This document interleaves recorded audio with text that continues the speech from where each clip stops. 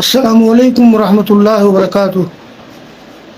ان الحمد للہ نحمده ونستعینه ونستغفره ونعوذ باللہ من شرور انفسنا ومن سیئات اعمالنا، من يهده الله فلا مضل له ومن يضلله فلا هادي له، واشهد ان لا اله الا الله واشهد ان محمدا عبده ورسوله۔ اعوذ باللہ السمیع العلیم من الشیطان الرجیم، بسم اللہ الرحمن الرحیم۔ یا ایھا الذین آمنوا اتقوا اللہ حق تقاتہ ولا تموتن الا وانتم مسلمون۔ یا ایھا الناس اتقوا ربکم الذی خلقکم من نفس واحدہ وخلق منها زوجها وبث منہما رجالا کثیرا ونساء واتقوا اللہ الذی تساءلون به والارحام ان اللہ کان علیکم رقیبا۔ یا ایھا الذین آمنوا اتقوا اللہ وقولوا قولا سدیدا یصلح لکم اعمالکم ویغفر لکم ذنوبکم ومن یطع اللہ ورسولہ فقد فاز فوزا عظیما۔ اما بعد فإن خیر الحدیث کتاب اللہ وخیر الہدی ہدی محمد صلوات اللہ علیہ وسلم، وشر الأمور محدثاتها وكل محدثة بدعة وكل بدعة ضلالة وكل ضلالة في النار۔ فأعوذ بالله السميع العليم من الشيطان الرجيم، بسم الله الرحمن الرحيم۔ إن الدين عند الله الإسلام، وقال الله تعالى ومن يبتغي غير الإسلام دينا فلن يقبل منه وهو في الآخرة من الخاسرين۔ وقال الله تعالى ومن آياته خلق السماوات والأرض واختلاف ألسنتكم وألوانكم إن في ذلك لآيات للعالمين۔ محترم سامعین و ناظرین، آج اس وقت جو میرے خطاب کا موضوع ہے اس کا عنوان ہے یکساں سول کوڈ شریعت اور قانون کی نظر میں۔ دراصل کل میں نے اسی موضوع پر خطبہ دیا تھا جامع مسجد کلیۃ الصفا ڈومریا گنج میں۔ بعض احباب نے فیس بک پر ڈال دیا، اس خطبے کا ذکر کیا، تو بہت سی جہات سے یہ پیغام مجھے ملا کہ اس موضوع پر خطبہ ریکارڈ ہو جانا چاہیے۔ بس اسی مفاد کی تلافی کے لیے میں اس وقت اس موضوع پر یہ خطاب کر رہا ہوں۔ امید کی بعض حضرات سنیں گے اور استفادہ کریں گے انشاءاللہ۔ محترم حاضرین و ناظرین، یہ آج کا موضوع ملک کے موجودہ حالات کے پیش نظر ہے۔ اس وقت ہمارے ملک میں جو موضوع بہت زیادہ گرم ہے اور جس کی وجہ سے شور و ہنگامہ اور ہلچل ہے، وہ ہے یکساں سول کوڈ یا یونیفارم سول کوڈ۔ اور یونیفارم سول کوڈ، اس کے اثرات دراصل پڑنے والے ہیں ملک پر، ملک کے قانون پر، ملک کے مختلف مذاہب پر اور خاص طور پر اسلامی شریعت پر۔ اسی لیے یہ موضوع منتخب کیا گیا ہے۔ اس سلسلے میں سب سے پہلی بات میں بتا دوں کہ یکساں سول کوڈ کیا ہے۔ تو یکساں سول کوڈ یا یونیفارم سول کوڈ، اصل میں یونیفارم کے کئی معانی ہیں، جیسے ڈریس، وردی اور یکساں، ایک سمان۔ یہاں یونیفارم سول کوڈ میں یونیفارم کا معنی ہے یکساں، ایک طرح، اور سول کا معنی ہوتا ہے شہری، اور کوڈ کا معنی ہے قانون۔ تو یکساں سول کوڈ یا یونیفارم سول کوڈ کا مطلب ہے ایک طرح کا شہری قانون، ایسا شہری قانون جو ایک سمان ہو، ایک طرح ہو، یکساں ہو، تو اس کو کہا جاتا ہے یکساں سول کوڈ۔ اس کو عربی میں کہا جاتا ہے القانون المدنی الموحد، یعنی ایک طرح کا شہری قانون۔ محترم سامعین، اس وقت آپ دیکھ رہے ہیں کہ ملک کی بعض ریاستوں میں فساد کے شعلے بھڑک رہے ہیں۔ منی پور جل رہا ہے، 1 مہینے سے زیادہ کا عرصہ ہوا ہے، وہاں کا فساد رکنے کا نام نہیں لے رہا ہے۔ دوسری طرف ملک میں معاش اور بے روزگاری کی مشکلات و مسائل ہیں، لیکن ہمارے ملک کے ذمہ داروں کو، حکمرانوں کو اس صورتحال کی فکر نہیں ہے۔ ایک سیاسی مقصد کے تحت اس موضوع کو ابھارا جا رہا ہے اور بڑی شدت سے ابھارا جا رہا ہے۔ اسی لیے ضروری ہے کہ ہندوستان کے سارے مسلمان بلکہ سارے باشندے اس موضوع کو سمجھیں، اس پر غور کریں اور اس کے خلاف احتجاج کریں، جو ہم سب کا جمہوری حق ہے۔ آئیے ہم ایک دوسرا جز لے رہے ہیں، اصل معاملہ اور اس کے اثرات۔ تو اصل معاملہ یہ ہے کہ آج سے 4-5 سال پہلے حکومت نے کوشش کی تھی یکساں سول کوڈ نافذ کرنے کی، لیکن ملک کے باشندوں کی طرف سے بڑی شدید مخالفت ہوئی، اس لیے اس کو ٹھنڈے بستہ میں ڈال دیا گیا تھا۔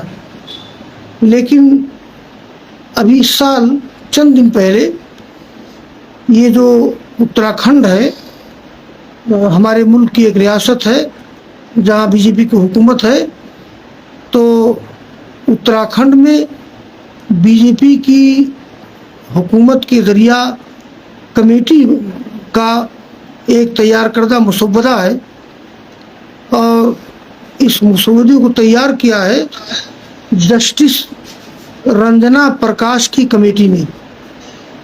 رنجنا پرکاش ایک عورت ہیں، جسٹس ہیں، ان کی قیادت میں جو کمیٹی ہے اس نے یہ مسودہ تیار کیا ہے۔ اس مسودہ میں کئی چیزیں شامل ہیں، جیسے طلاق میں مرد و عورت برابر ہیں، یعنی طلاق دینے میں مرد و عورت کو یکساں اختیار ہے، حلالہ پر پابندی، عدت پر پابندی، وراثت میں مرد و عورت کو برابر کا حصہ ہے، اور شادی کے لیے ضروری ہے رجسٹریشن کرانا۔ یہ ساری تجاویز اس مجوزہ یکساں سول کوڈ کے مسودہ میں شامل ہے۔ یہ مسودہ اتراکھنڈ میں بی جے پی حکومت کے ذریعے کمیٹی کا تیار کردہ ہے، لیکن ظاہر سی بات ہے کہ یہ بی جے پی گورنمنٹ کی پلاننگ اور ان کے مشورے سے یہ سارا کام ہوا ہے۔ چنانچہ ہمارے محترم وزیر اعظم نریندر مودی نے بھی اس مسودہ کی وکالت کی ہے، جس کی وجہ سے ماحول گرم ہے۔ حالانکہ یہ مسودہ لا کمیشن کو بھیجا گیا ہے، لا کمیشن اس کے بارے میں غور و فکر کے بعد کیا رزلٹ، کیا نتیجہ سامنے لاتی ہے، یہ دیکھنے کی چیز ہوگی۔ دوستو، یہ جو مجوزہ یکساں سول کوڈ ہے، یہ اصل معاملہ جس کا میں نے ذکر کیا ہے۔ اب میں آپ سے ذکر کرتا ہوں کہ شریعت کی نظر میں اس کی کئی چیزیں کتاب و سنت کے قانون کے خلاف ہیں۔ جیسے مثال کے طور پر یہ جو کہا گیا ہے کہ طلاق میں مرد و عورت کو یکساں اختیار ہے، اصل میں رنجنا پرکاش کی کمیٹی کو خبر نہیں کہ مذہب اسلام میں مردوں کو طلاق کا حق دیا گیا ہے تو عورتوں کو خلا کا حق دیا گیا ہے۔ خلا بھی ایک چھوٹے درجے کی طلاق ہے۔ طلاق اور خلا کے احکام الگ الگ ہیں۔ لوگ یہ سمجھتے ہیں یا رنجنا پرکاش کی کمیٹی نے محسوس کیا کہ اسلامی شریعت نے مرد کو طلاق کا حق دیا ہے اور عورت کو کوئی حق نہیں دیا ہے، حالانکہ ایسی بات نہیں ہے۔ اسلامی شریعت نے مرد کو طلاق کا حق دیا ہے۔ اگر کوئی مرد عورت کو اپنے ساتھ رکھنا نہیں چاہتا ہے کچھ خرابیوں کی وجہ سے، وہ طلاق دے سکتا ہے، لیکن اگر کوئی عورت شوہر کے ساتھ رہنا نہیں چاہتی ہے کسی بھی وجہ سے تو اس کو خلا کا حق دیا ہے۔ خلا کا طریقہ یہ ہوتا ہے کہ عورت اپنا مقدمہ لے جائے گی، مجلس شرعی میں درخواست دے گی اور مجلس شرعی کے لوگ شوہر کو بیوی کو بلائیں گے اور حکم ہوں گے دونوں طرف سے۔ اس کے بعد وہ حالات کا جائزہ لے کر کے یا تو نکاح باقی رکھنے کے لیے کہیں گے یا نکاح کو فسخ کر دیں گے۔ تو طلاق مرد کا حق ہے اور خلا عورت کا حق ہے۔ اسی طرح سے جو بات حلالہ کی ہے تو حلالہ پر پابندی جو لگائی گئی ہے ہم اس کا خیر مقدم کرتے ہیں۔ مذہب اسلام سے حلالہ کا کوئی تعلق نہیں۔ یہ مذہب اسلام کی تشریح کرنے والی ایک فقہ میں حلالہ کا ذکر ضرور ملتا ہے، لیکن اب ان لوگوں نے بھی حلالہ کو غلط کہنا شروع کر دیا ہے۔ رہا معاملہ عدت کا، تو عدت عورت کی زندگی میں ضروری ہے۔ کوئی عورت مطلقہ ہو جائے، کسی عورت کے شوہر کا انتقال ہو جائے تو اسلامی شریعت نے کچھ وقت متعین کیا ہے عدت کا اور اس کے احکام ہیں۔ جیسے کسی کا شوہر انتقال کر جائے، اب یہ نہیں کہ ابھی شوہر نے انتقال کیا ہے اور دوسرے دن کوئی بیوی شادی رچانے لگے، تو اسلامی شریعت کا کہنا یہ ہے کہ وہ عورت کم از کم 4 مہینے 10 دن انتظار کرے، اس کے بعد پھر شادی کرے۔ کچھ تو پتہ چلے کہ اس کے شوہر کا انتقال ہو گیا ہے۔ اور رہی یہ بات کہ یہ وراثت میں عورت و مرد کا برابر کا حصہ ہے، تو یہاں ایک بات معلوم ہونا چاہیے کہ اسلامی شریعت میں مساوات نہیں ہے بلکہ عدل و انصاف ہے۔ اصل میں یہ بات اس لیے کہی گئی اس مسودہ میں کہ قرآن کریم میں کہا گیا ہے للذکر مثل حظ الانثیین، یعنی مرد کو عورت کا ڈبل حصہ ملے گا۔ یہ اصل میں عورت کے سسرال میں جب وراثت تقسیم ہوتی ہے تو عورت کو کتنا حصہ ملتا ہے؟ عورت کو آدھا حصہ ملتا ہے اور مرد کو ایک پورا حصہ ملتا ہے۔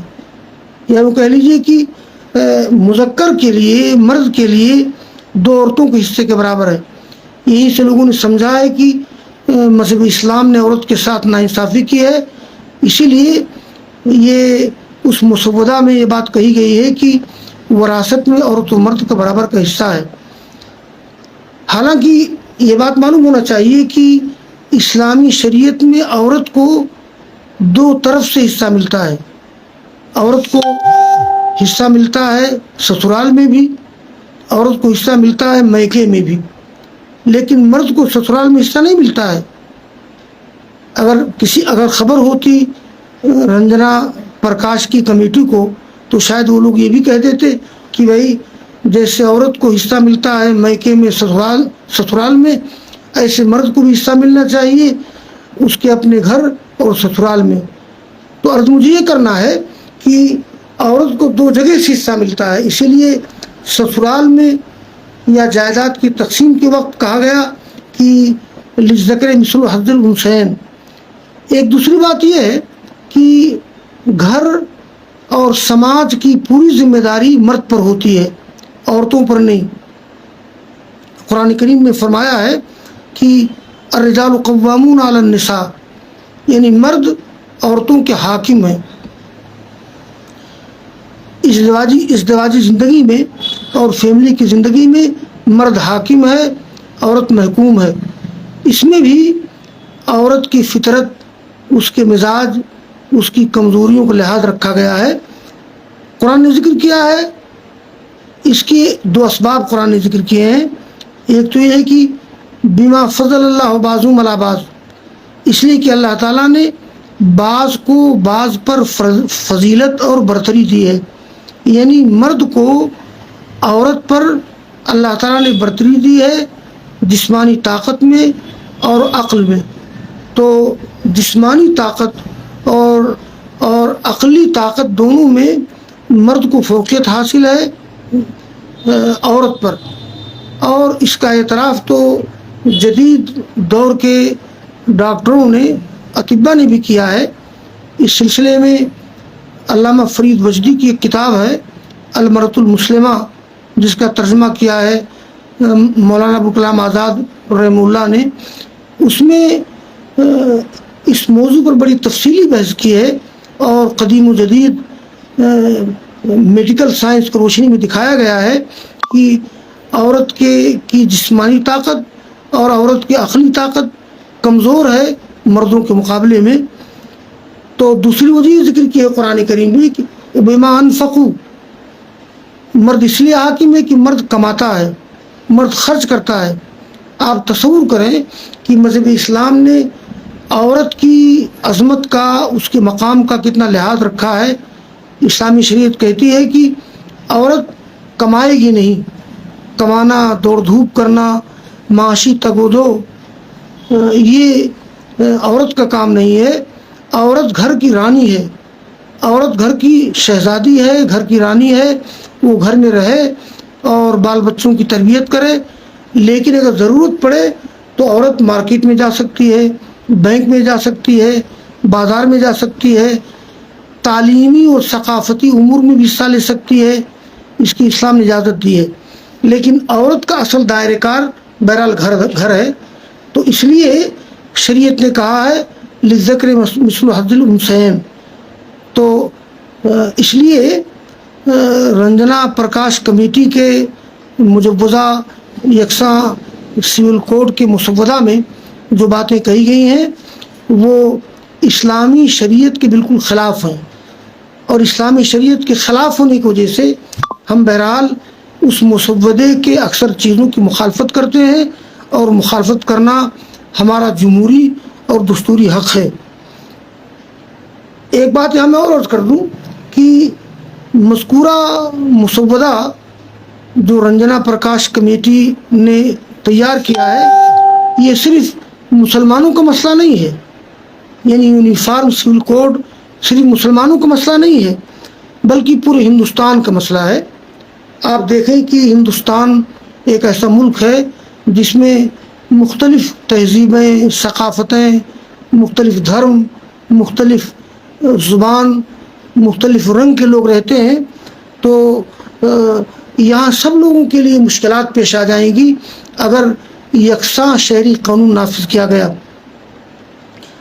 اسی لیے بعض ہندو دانشوروں نے اور بعض اپوزیشن پارٹیوں نے اور اسی کے ساتھ ساتھ آدی واسی قبائل نے بھی یکساں سول کوڈ کی مخالفت کی ہے. لہذا یہ بات معلوم ہونا چاہیے کہ یونیفارم سول کوڈ یا یکساں سول کوڈ یہ صرف مسلمانوں کا مسئلہ نہیں ہے، بلکہ میں بتا دوں سامعین کو کہ سکھ، یہ جو اکالی دل سکھ کی تنظیم ہے اور وہ اپنے دھرم میں بہت متشدد ہیں، ان لوگوں نے شدید مخالفت کی ہے یونیفارم سول کوڈ کی. تو اس مسئلے کو اس حیثیت سے دیکھنا کہ یہ مسلمانوں کا مسئلہ ہے، ایسی بات نہیں ہے. حالانکہ میں محسوس کر رہا ہوں کہ ہماری حکومت کے مشورے سے یا پلاننگ سے جو مجوزہ یکساں سول کوڈ کا مسودہ تیار کیا گیا ہے، اس میں نشانہ اسلام کو مسلمانوں کو بنایا گیا ہے. جیسے کہا جاتا ہے نا کہ کہیں پر نگاہیں کہیں پر نشانہ، تو نشانہ دراصل اسلامی شریعت کو بنایا گیا ہے. اور یہی وجہ ہے کہ بہار کے جو بی جے پی لیڈر ہیں سشیل مودی انہوں نے کہا ہے کہ آدی باسی قبائل کو یکساں سول کوڈ سے مستثنیٰ کر دیا جائے، بلکہ مستثنیٰ کر دیا گیا ہے.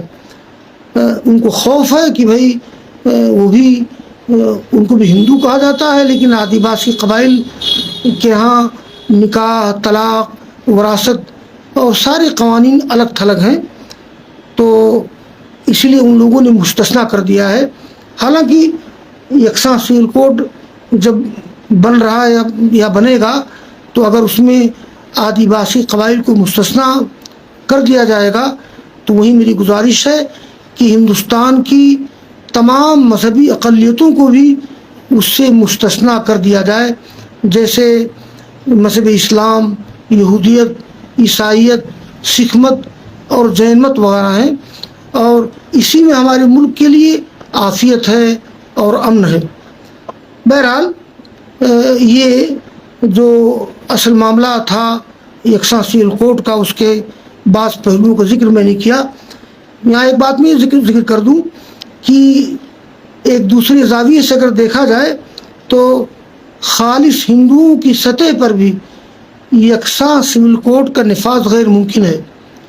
اس پر رنجنا پرکاش کی کمیٹی کو غور کرنا چاہیے کہ جنوبی ہند اور شمالی ہند ان دونوں حصوں کے عقیدے، احکام اور ان لوگوں کی تہذیب، ثقافت الگ تھلگ ہے اور کافی اختلاف ہے.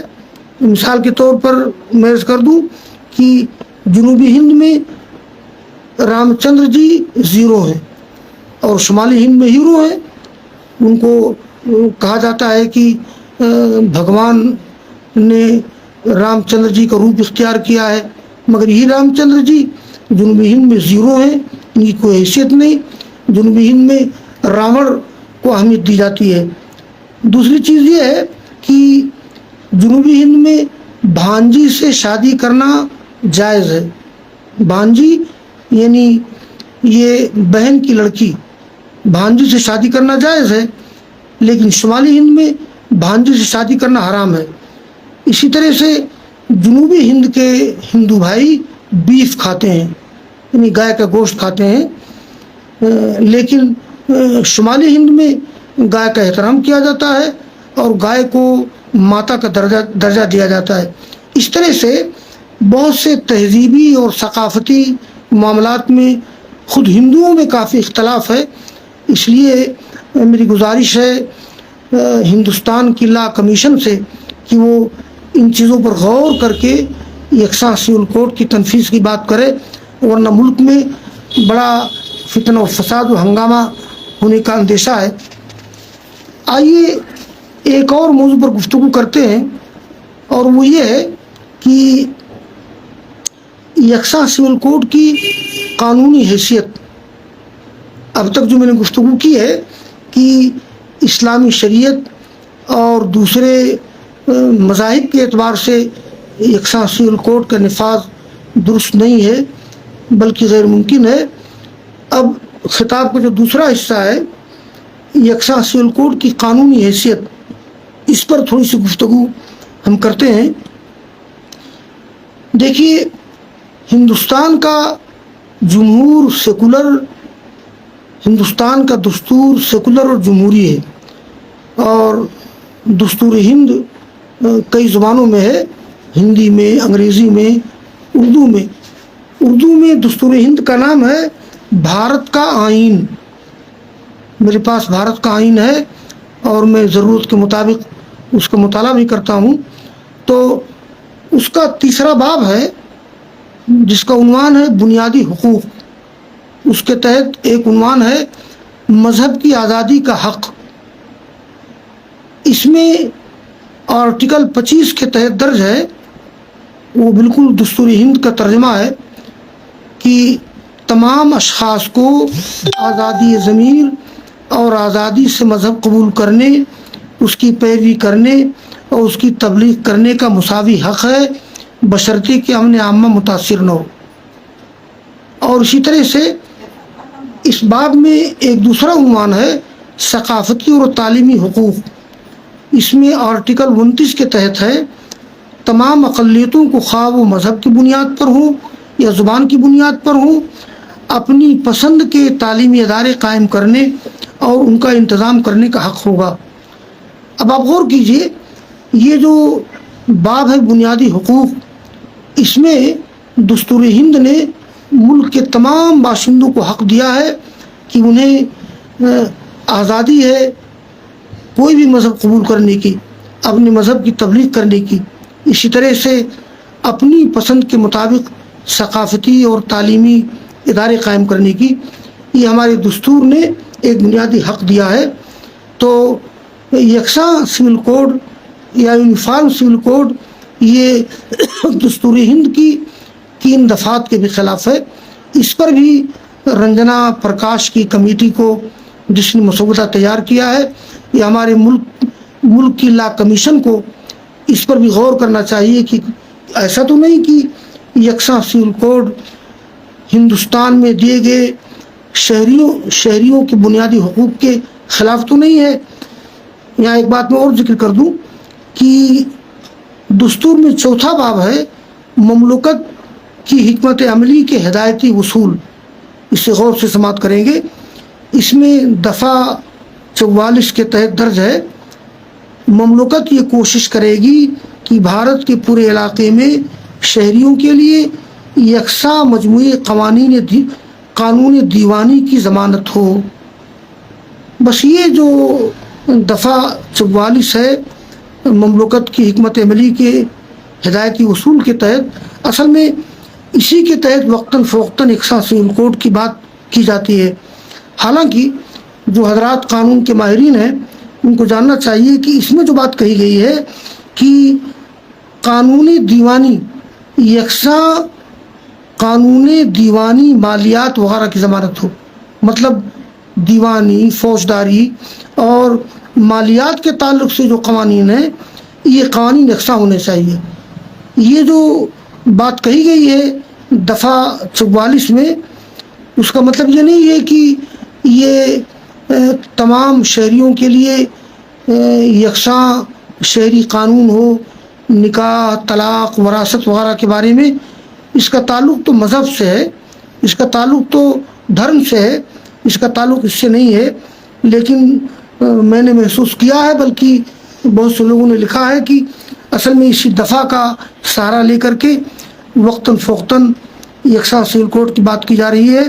لیکن جیسا کہ میں نے ذکر کیا کہ موجودہ ہندوستان میں جو مختلف تہذیبوں ثقافتوں کا سنگم ہے اور جہاں مختلف مذاہب کے لوگ رہتے ہیں اور خود ہندوؤں کے درمیان کافی تہذیبی ثقافتی اختلاف ہے، تو ہمارے ملک میں اس طرح سے یکساں سول کوڈ کا نفاذ قطعی غیر ممکن ہے. یہ بات اس لیے کہہ دی گئی ہے کہ ہمارے ملک کے وزیر اعظم اندرا گاندھی، وزیر داخلہ امت شاہ جی اور یہ وزیر خارجہ اور جو دوسرے وزراء ہیں، صدر جمہوریہ، نائب صدر جمہوریہ، اور خاص طور پر جو لا کمیشن ہے، لا کمیشن کے لوگوں کو ان باتوں پر غور کرنا چاہیے. بس ایک آخری بات عرض کر کے بات ختم کر دوں میں، اور وہ آخری حصہ ہے موجودہ حالات کے تناظر میں ہماری ذمہ داریاں. تو موجودہ حالات کے تناظر میں ہماری چند ذمہ داریاں ہیں. نمبر 1، پہلی ذمہ داری یہ ہے کہ تمام مسلمانوں کو اسلامی تعلیمات پر عمل کرنا چاہیے. ہم مسلمانوں کی کمزوری یہ ہے کہ طلاق، نکاح، وراثت اور دوسرے معاملات میں ہم ایمان تو رکھتے ہیں لیکن باقاعدہ عمل کرنے کی کوشش نہیں کرتے ہیں. اور دوسری ذمہ داری یہ ہے کہ یکساں سول کوڈ کے سلسلے میں ہم لوگوں کو اپنے اندر بیداری پیدا کرنا چاہیے. تمام مسلمانوں کو، ہندو بھائیوں کو، آدیواسی قبائل کو، اور خاص طور پر جو اپوزیشن پارٹیاں ہیں ان لوگوں کو جو ملک کی جمہوریت کی حفاظت کی بات جو پارٹیاں کرتی ہیں انہیں بھی اس کا احساس کرنا چاہیے کہ اگر ایک ساتھ سیول کوڈ نافذ ہو جائے گا تو ملک کا جمہوری دستور یہ نیست و نابود ہو جائے گا اور خاک میں مل جائے گا. تو عوامی سطح پر اور خواص کی سطح پر ہم کو اپنے اندر بیداری لانا چاہیے. اور تیسری ذمہ داری یہ ہے کہ ہم کو عوامی احتجاج اور مظاہروں سے بچنا چاہیے. دیکھیے ہم لوگ خاص طور سے مسلمان اس ملک کے امن پسند شہری ہیں. ہم نہیں چاہتے کہ کسی بھی مسئلہ کو لے کر عوامی احتجاج کیا جائے، مظاہرے کیے جائیں، اس لیے کہ احتجاج میں اور مظاہروں میں بہرحال بدامنی ہو جاتی ہے اور فساد کا خطرہ ہوتا ہے. اس لیے ہماری گزارش ہے تمام مسلمانوں سے کہ اس مسئلے کو لے کر عوامی احتجاج اور مظاہروں سے ہم پرہیز کریں، بچیں. البتہ اگر احتجاج کیا بھی جائے تو امن عامہ کا لحاظ کرنا ضروری ہے. اور چوتھی ذمہ داری یہ ہے کہ مسلم پرسنل لا بورڈ نے جو لنک اور QR کوڈ جاری کیا ہے اس کے ذریعہ زیادہ سے زیادہ ہم لوگ یہ ای میل بھیج کر یکساں سیول کوڈ کی مخالفت کریں. اس کا فائدہ ہوگا. یہ روزنامہ انقلاب 6 جنوری میں اس کی تھوڑی تفصیلات آئی ہیں اور آل انڈیا مسلم پرسنل لا بورڈ نے جو لنک اور QR کوڈ جاری کیا ہے اس میں اس کو شائع کیا گیا ہے. ہم اس لنک کے ذریعہ ہم جب لنک کریں گے تو ایک مضمون آئے گا درخواست کی شکل میں. وہ درخواست ہم ای میل کر کے بھیج دیں اور وہ درخواست پہنچ جائے گی لا کمیشن کو، وزیر اعظم کو، وزیر داخلہ کو، صدر جمہوریہ کو. زیادہ سے زیادہ علماء کو، طلباء کو، مسلمانوں کو اور ہندو دانشوروں کو یہ کرنا چاہیے. اس کا اثر ہوگا. اور جیسا کہ 5 سال پہلے اس کا اثر ہوا تھا، یہ 1918 میں جب حکومت نے کوشش کی تھی یکساں سیول کوڈ نافذ کرنے کی تو پورے ہندوستان میں شدید مخالفت ہوئی تھی. آخرکار حکومت نے قدم پیچھے ہٹا لیا تھا. تو ملک کے موجودہ حالات میں بھی ہم کو یہ کام کرنا چاہیے کہ جو آل انڈیا مسلم پرسنل لا بورڈ نے جو لنک اور QR کوڈ جاری کیا ہے ہم اس کے ذریعے سے بذریعہ ای میل اپنا پیغام پہنچا سکتے ہیں. وہ انشاءاللہ پہنچ جائے گا. ایک آخر بات عرض کر دوں کہ یہ بھی مطالبہ ہم لوگ کریں، اگر حکومت یکساں سیول کوڈ نافذ کرنے پر بضد ہو، اگر نافذ کیا بھی جائے اس کو، تو جس طرح سے کہ آدیواسی قبائل کو مستثنی کر دیا گیا ہے یا کرنے کی کوشش کی جا رہی ہے، ہمارا یہ بھی مطالبہ ہو کہ آدیواسی قبائل کی طرح تمام مذہبی اقلیتوں کو، جیسے اسلام، عیسائیت، یہودیت، سکھ مت، جین مت، بدھزم، ان تمام مذہبی اقلیتوں کو بھی یونیفارم سیول کوڈ سے مستثنی کر دیا جائے. بس یہ چند بنیادی باتیں تھیں. یکساں سیول کوڈ شریعت اور قانون کی نظر میں اس موضوع کے حوالے سے اللہ تعالیٰ سے میری دعا ہے کہ اللہ تعالیٰ ہم تمام اس ملک کے تمام مسلمانوں کو، ہندوؤں کو پیار و محبت کے ساتھ، امن و سلامتی کے ساتھ زندگی گزارنے کی توفیق دے. اور اللہ تعالیٰ سے میری دعا ہے کہ وہ ہمارے ملک کے حکمرانوں کو توفیق دے کہ وہ ملک کی رنگا رنگی، اس کے تنوع کو بحال رکھتے ہوئے یکساں سیول کوڈ کے نفاذ سے اپنے قدم کو پیچھے ہٹا لیں گے. یا رب دل مسلم کو وہ زندہ تمنا دے جو قلب کو تڑپا دے، جو قلب کو تڑپا دے، جو دل گرما دے.